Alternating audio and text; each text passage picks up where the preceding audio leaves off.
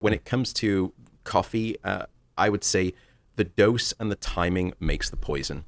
Given somebody who typically gets into bed around 10:30 and falls asleep around 11:30, would you recommend they halt caffeine intake? I would usually say take your typical bedtime and count back sort of 10 hours or 8 hours of time. That's the time when you should really stop using caffeine.